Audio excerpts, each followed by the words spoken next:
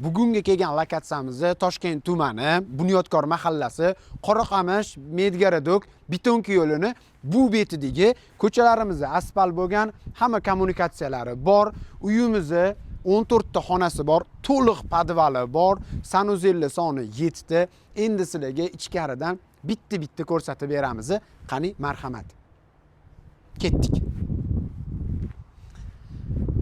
Uyimizga bemalol kirib kelishimiz bilan juda katta garajimiz bor. Qaranglar, betga 3 ta yoki 4 ta mashina qo'ysak bo'lar ekan. Xo'p, yashil hududimiz bor ekan bu tarafda. U tarafimizda bo'lsa, letniy oshxonamiz bor. Keling, yaqinroqdan ko'rsataylik. Uyga, asosiy uyga kirishimiz, oshxonaga отдельный eshik qilingan, uyga kirishga отдельный qilingan. Bu tarafdan podvalga tushish qismimiz ham bor. Yozda o'tirish uchun dachniy stollarimiz bor. Hop, letniy kuxnyalarimiz hammasi qilib qo'yilgan, bemalol ishga tushirib qo'yilgan.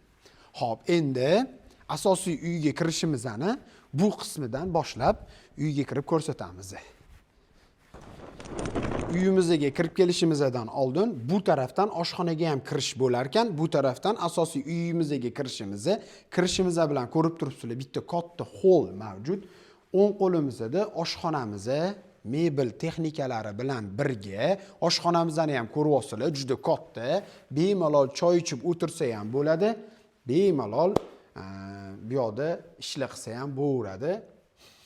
Hop. Umumiy sanuzelimiz birinchi etajdagi, bu birinchisi boshlanishi. Sanab boraveramiz. Umumiy sanuzellarimiz ham jami bo'lib 7 ta. Bu tarafimizda esa katta bitta mehmonlar kutib olish uchun katta bitta mehmonxonamiz, lustra, parda, kondisioner, mebellar, hamma narsasi bor, qo'yilgan. Hop, yana bitta xo'sh. Kattalar uchun yotoqxonamiz ko'rsating ichkaridan mana. Hop. Umumiy sanuzeli ham ichida birga bitta sanuzeli bor. Bu ikkinchi sanuzel, birinchi etajdagi. Xonalarga keladigan bo'lsak, bu ikkinchi xonamiz bo'ldi. Bu tarafda esa uchinchi xonamiz bor, yana bitta. Hop, katta bitta hol mavjud. Bu tarafdan podvalga tushamiz, u tarafdan ikkinchi etajga chiqamiz. Qani ketdik, endi podvalga tushib kelamiz. Podvalga tushib oldik. O'ng tarafda menda birinchi bo'lib trenajyorniy zalimiz. Keyingi xonamizni bemalol bitta yotoqxona qilsa bo'lar ekan. Bu yerda sanuzel uchun joy qoldirilgan. Bu podvaldagi oynalari ham katta qilib tashalgan ko'chaga qarab. 180 deb aytdilar, adashmayotgan bo'lsam. Keyingi xonamiz bu namozxona deb bizga tanishtirdilar. Yorug'lik tushishi ham bemalol, havo aylanishi ham bemalol. Faqatgina betda bitmagan patologiya qolibdi. Hop, bu yana prachkamiz, podvaldagi prachkamiz bo'ladi. Hop, mana bu yerda kotelniy xonamiz. Kotelniy xona ham juda katta ekan. Banka xona ham qilib qo'ysanglar bo'lar ekan. Tashqaridan tushsa ham bo'ladi. Tok o'chib qolsa mana divizoklar qo'yilgan. Hop, napolniy kotellarimiz qo'yilgan.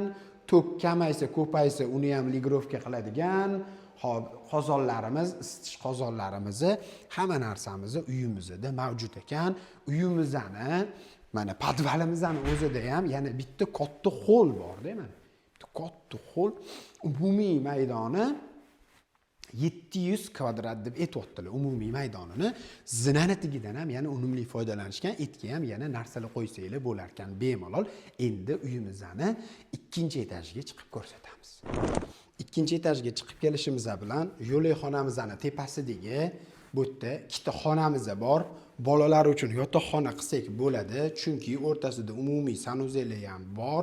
Mana bu tarafimizda bir yog'i ko'chaga qaragan oynamiz, bir yog'i hovlimizga qaragan oynamiz, ikkita xonamiz bo'ldi. Hop, bitta sanuzelimiz bo'ldi.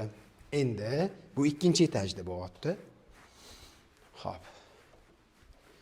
Endi ikkinchi etajga mana chiqib kelishimiz bilan birinchi xonamiz, bitta xolasanglar yotoqxona qilasizlar, xolasanglar bitta ofis qilib qo'yasizlar. Ko'chaga qaragan oynasi bor. keyingi xonamiz kattalar uchun yotoqxona. Ichida uni sanuzeli bilan birga. Mana ko'rsating. Xo'p. Bu 4-xonamiz bo'ldi. Sanuzelli 2-si bo'ldi. Keyingi xonamiz hop. Yana bitta katta yotoqxonamiz bor bu yerda.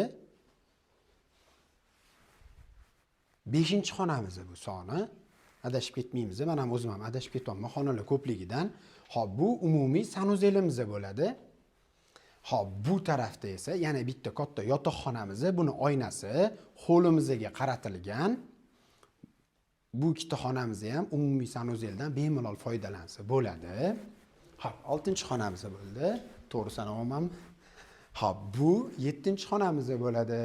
Xohlasanglar bolalar uchun kichkina bir o'ynaydigan joy qilib bersanglar bo'ladi, yotoqxona yoki bir o'zingiz uchun ofis. Xullas uyimizda xonalar soni 14 ta. 700 kvadrat maydon, 7 ta sanuzel. Hop, 4,5 sotuv maydonga, umumiy maydonga ega uyimizning narxini 310 ming so'ralyapti. Egalarning raqamini qoldiramiz.